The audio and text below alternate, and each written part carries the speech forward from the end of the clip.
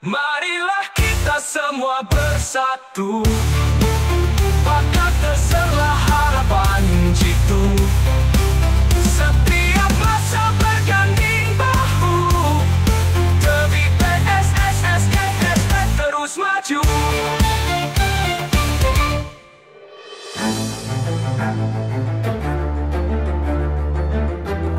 Assalamualaikum dan salam sejahtera. Bayangkan dunia pendidikan tanpa batasan, di mana ilmu dapat dicapai hanya dengan satu sentuhan. Inilah era transformasi pendidikan digital, satu revolusi yang sedang kita saksikan, yang mengubah landscape pembelajaran di Malaysia.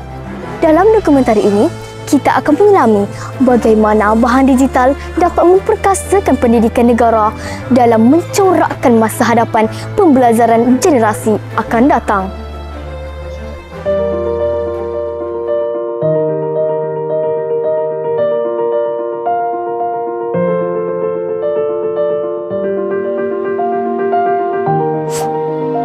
Bahan digital merujuk kepada sebarang sumber pembelajaran dalam bentuk elektronik yang boleh diakses melalui peranti digital seperti komputer, tablet dan telefon pintar.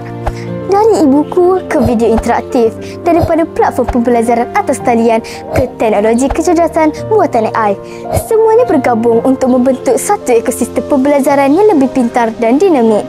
Platform seperti Delima telah membawa transformasi besar dalam akses kepada ilmu tanpa had kepada pelajar dan pendidik di seluruh negara. Pembelajaran kini bukan lagi sekadar di dalam bilik darjah, tetapi merentasi dunia digital yang lebih luas. Dengan bahan digital, pengalaman pembelajaran menjadi lebih interaktif, lebih fleksibel dan lebih berkesan. Kini, guru tidak lagi hanya sebagai penyampai ilmu, tetapi sebagai pembimbing yang membimbing murid meneroka ilmu secara kreatif dan inovatif. Di samping itu juga, ia membantu guru menyampaikan maklumat dengan lebih jelas serta memberi peluang kepada murid untuk memahami konsep melalui pengalaman secara praktikal dan visual.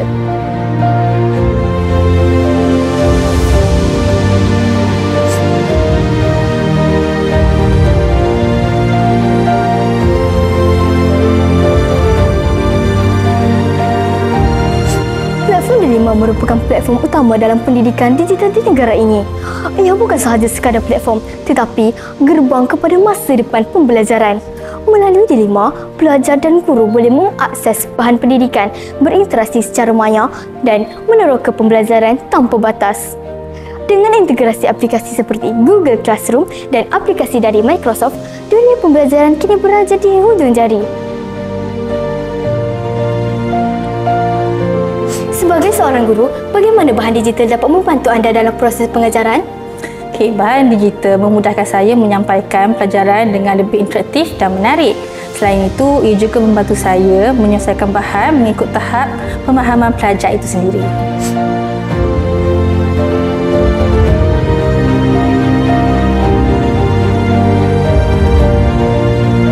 Apakah perubahan ketara yang cikgu lihat dalam pembelajaran murid selepas menggunakan bahan digital? Saya perhatikan mereka lebih berminat dan lebih aktif dalam kelas. Di samping itu juga mereka dapat belajar dengan mengikut rentak mereka sendiri dan ini menjadikan pembelajaran lebih berkesan.